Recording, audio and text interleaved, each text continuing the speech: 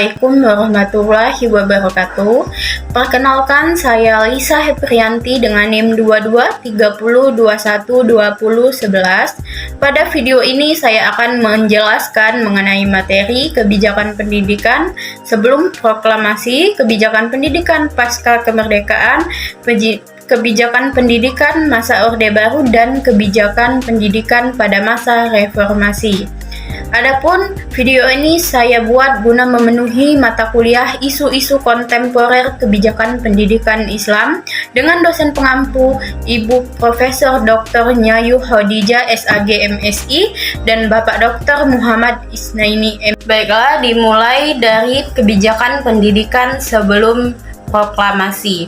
Jadi, kebijakan pendidikan pada masa sebelum proklamasi Indonesia masih sangat terbatas dan belum mampu mencapai tujuan pendidikan nasional secara lebih luas. Namun, pendidikan pada masa itu tetap memberikan kontribusi penting bagi perkembangan pendidikan di Indonesia. Dan juga nilai-nilai budaya yang ditanamkan dalam sistem pendidikan masih relevan hingga saat ini.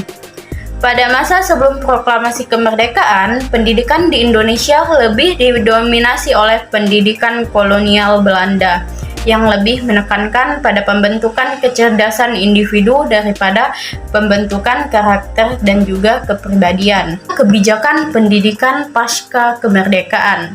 Kebijakan pendidikan pasca kemerdekaan ini, Indonesia juga didasarkan pada prinsip-prinsip dasar pendidikan, seperti hak pendidikan bagi semua warga negara Indonesia, kesetaraan dalam pendidikan, serta pemerataan dan kualitas pendidikan yang juga merata.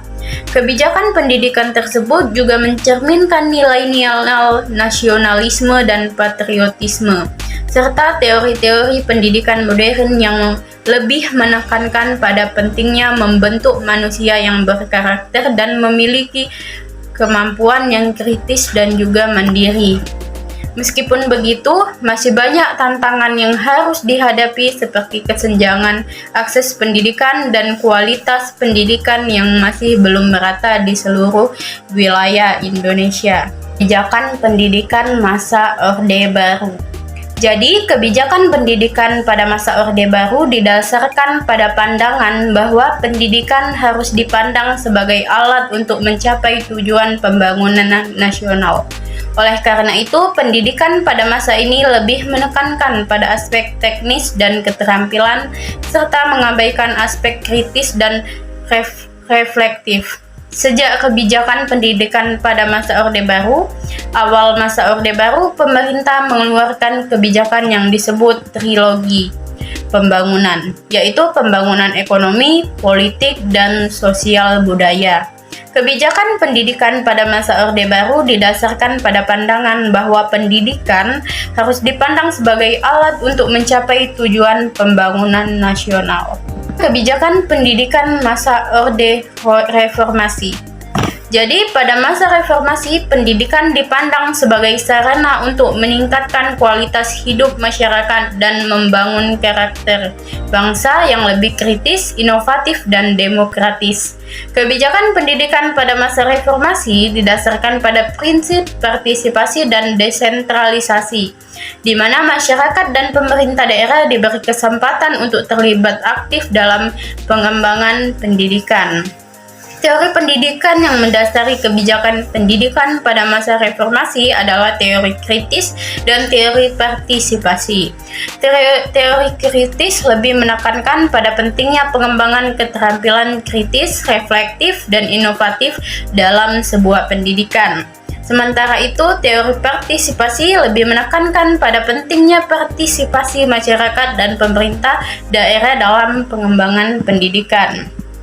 Adapun kesimpulan pada materi ini ialah perkembangan kebijakan pendidikan di Indonesia dari masa ke masa menunjukkan adanya upaya pemerintah dalam meningkatkan kualitas pendidikan dan memperbaiki aksesnya.